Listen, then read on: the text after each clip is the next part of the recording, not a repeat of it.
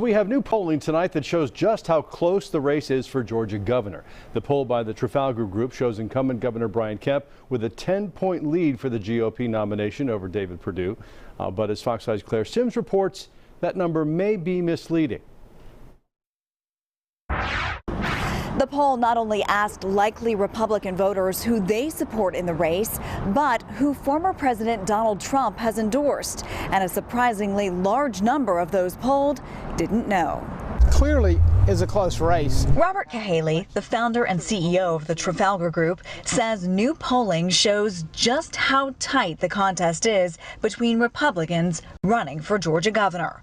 The poll surveyed nearly 1,100 likely GOP primary voters between February 11th and February 13th and shows Governor Brian Kemp leading the pack with 49.1%. Former U.S. Senator David Perdue sits at 39.5%.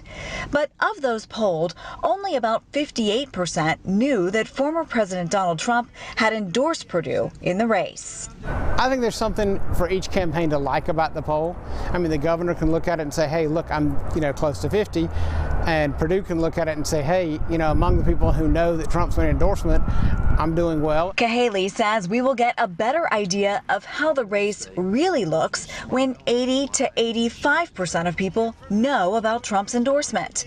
In the race for U.S. Senate, the former president's backing of UGA football standout Herschel Walker has propelled him to a commanding lead, with 69.9% of those polled choosing Walker over Agriculture Commissioner Gary Black and businessmen Latham Sadler and Calvin King. But the governor's race likely won't be as cut and dry. A candidate must earn 50% plus one vote to avoid a June runoff. With 7.7% undecided and 4% currently supporting other candidates, it will be a sprint to the finish.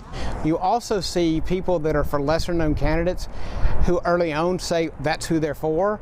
And then as they get closer to the election and they're kind of two behemoths, they end up siding with one of them. So what I expect is obviously undecided disappears completely on election day. And I expect the numbers for the two other candidates to shrink. And this thing literally could come down to a few thousand votes as to whether there is a runoff or isn't on either side. The primary is a little more than 3 months away on May 24th. On the Democratic side, Stacey Abrams is running unopposed. In Buckhead, Claire Sims, Fox 5 News.